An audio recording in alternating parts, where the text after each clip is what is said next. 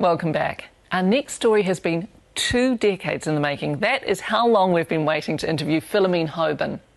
These days she prefers to be called Sister Aroha. She's a Catholic nun, the first Kiwi to join Mother Teresa's order.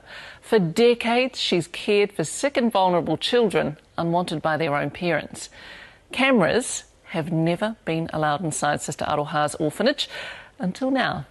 Jahan Castaneda travelled to Sri Lanka for a look inside her extraordinary world. They're the kind of smiles that can melt hearts. There are children that are very lovable and there are some children that are very naughty. But these faces don't tell the whole story. They've been abandoned by their parents.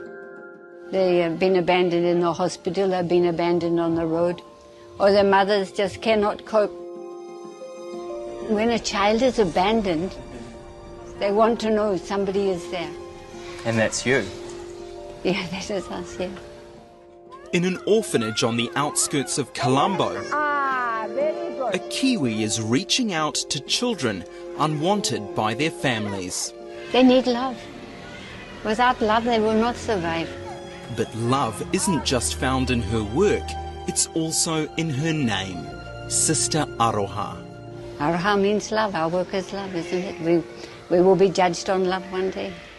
She has spent 3 decades in Sri Lanka, far from her own family in North Canterbury. The life she has chosen is extraordinary. I certainly couldn't do it. She's making an enormous difference, and I mean, we're proud of what she's doing. But there are certainly times when I wish that she was here. At 75, most of us will be enjoying our sunset years. But for Sister Aroha, working 16 hours a day is pretty normal. A lot of washing. A lot of washing. Every morning there are 60 sets of sheets to wash and just as many tiny mouths to feed.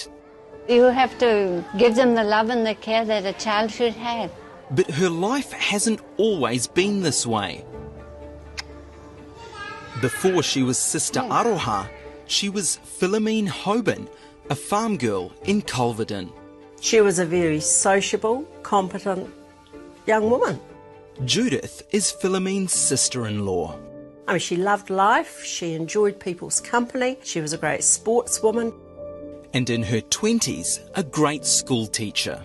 From the reports we've had, the kids adored her. We probably just all thought Phil would get married one day and that was it. But life took a different turn when Philomene went travelling. In Asia, she saw poverty up close. I questioned why I have so much and there are people in the world who have nothing. I have always had this feeling that I would like to be with the poor and to serve the poor. At 35, she dropped a bombshell on her staunchly Catholic family.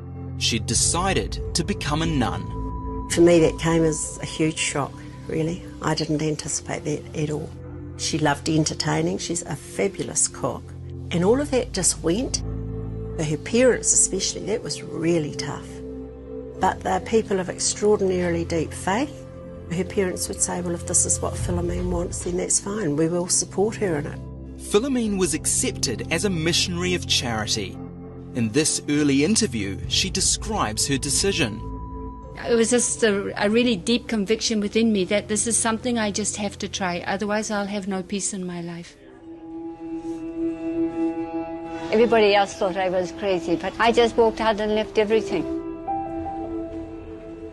Did you think about what you were giving up? I didn't really think about it, no. I just knew I had to go, so I went. The Catholic order sent her 10,000 kilometres away to Sri Lanka. Did you have any idea what it was like over there? We only knew that that's where tea came from, and we didn't really know much else. Her new home behind the gates of this orphanage with 7 other nuns. Amen. This is the first time cameras have been allowed inside to capture their lives of devotion and sacrifice. You have no computer, No computers. no TV, No TV, No radio? no radio. No newspaper either. O God, Almighty Father, She owns just 3 identical saris, a Bible and a prayer book. But most precious of all is her set of vows. We have a vow of poverty, a vow of chastity, a vow of obedience, and a vow of wholehearted and free service. They're our positions. He will be gracious to you when he hears you cry. Her accent has really changed, hasn't it? Oh, the accent's dreadful. It's become a mixture of all sorts of things. Yes, yes, I no longer have a New Zealand accent. My mother was very sad to hear that my accent gone. But language has never got in the way of service. Hey, Masha. Hello, Kenda. Some of the kids she cares for are seriously ill, Ah, nidi matai. Gudi ganda, huh? even close to death. They're completely dependent on us for everything. We know some children are not going to live, and we give them all the love and care that we can, like in the waiting room for heaven. Diduli, barigini. Diduli has cerebral palsy. How does society see these children? Many of the parents will reject them completely. Huh? They don't see it as a sickness. They see that someone's put a curse on them. When they're born, they just leave them in the hospital. When they brought her, they said she would live maybe only 1 month. But it's now 3 years, so she's doing okay. She's continuing the work of the late Mother Theresa, the founder of this orphanage. I just never thought I'd meet Mother Theresa in my life, and there she is sitting down having breakfast with me. I didn't know what to do. Just to see her in action with the poor, she's a really incredible person. We try to be what Mother wants us to be.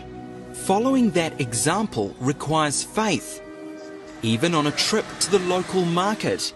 We're not buying meat today. Being a nun is a frugal business. We will not accept regular income. We will not accept the government grants. We will not accept any church grants. Instead, they rely solely on donations and goodwill. We are completely dependent on divine providence. God is there, and He's never let us down. The nuns choose to live in poverty, sharing the burdens of the people they serve. What does poverty do to a person? It demoralizes them completely. They don't have a proper house to live in, they don't have proper food to eat, they don't have proper work to go to. Every Saturday she welcomes and feeds them, regardless of their religion or race. When you meet them in the street, they greet you like a long-lost friend. Are there times you wish that you could do more? It's not always possible to do more, is it? What you can do at that time, we do. good morning, good morning. Sister Aroha is deeply respected by the locals. Subaya Thiagaraja is a jeweler and one of her biggest supporters. She's an extraordinary person and one of the best examples of Mother Teresa's work. He knows that, having spent time with the saint. Do you see anything of Mother Teresa in Sister Aroha? Quite a lot. She's another version of Mother Teresa. Whatever Mother Teresa had is in her. But her life of sacrifice and service can't go on forever. Up next, securing a future for the kids in the orphanage. She's going for adoption this month. And a stunning surprise. We deliver Mother Teresa's final words for Sister Aroha's family. I never saw it before. You've never seen this before? No. Culverden, North Canterbury. For Pat Hoban, life on this farm is the only life he's ever known. But there's a hole in his tight-knit family. Pat's sister Philomene is serving the poor on the other side of the world. I think it's amazing work that she's doing. It requires somebody with pretty special skills. We're actually very proud of what she was wanting to do, yeah. Sister Aroha, as she's now known, has stayed in Sri Lanka through monsoons, a tsunami and years of civil war. Were you worried about her safety? Yes, we were. The nuns are very visible, and there are well-documented cases of the missionaries of charity being killed in other parts of the world. The Hobans only see Sister Aroha once every 10 years, when she's allowed to come home for a visit. The first time I remember her in person was when I was 13. She made a huge impact on me. These pictures from the early 90s capturing that very moment. She never felt like a stranger. She came back into the house as though she'd been here a week ago. She relaxed, she enjoyed our food. She's wearing that beautiful sari, and that creates a kind of presence. Saying goodbye was tough. She leaves such an impression on people that meet her. Why are you crying? She's ordinary, considerate, but more than anything she sees the fun in everything. Oh, your bag's checked right the way through to Colombo. Oh, thank you. She lived the same as I've lived. You know, she went to university, she had a career, she enjoyed the farm, and then her life went one way, my life went the other. Kate's the only member of her family who's visited Sister Aroha in Sri Lanka. Do you miss your old life in North Canterbury? I would miss this life, but I would not miss that life now. Her only regret, not getting to see her great nieces and nephews grow up.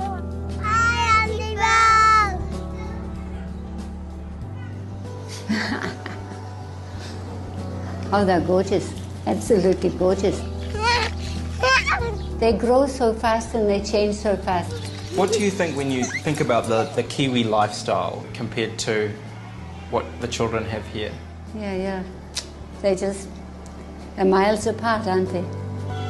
Our kids just don't have even 1/100th of what they have.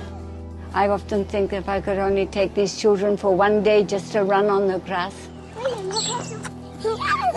But they don't have that joy. And they've never had the joy of love from their parents. These kids are well cared for, but this orphanage can't be their home forever. We will do all we can to search for their mother or whoever abandoned them. If it's safe, some kids are returned to their families. Boy or girl? Boy. But we don't have birth certificate. For others, Sister Aroha tries to find new homes. She's going for adoption this month. Battling bookwork and bureaucracy all the way.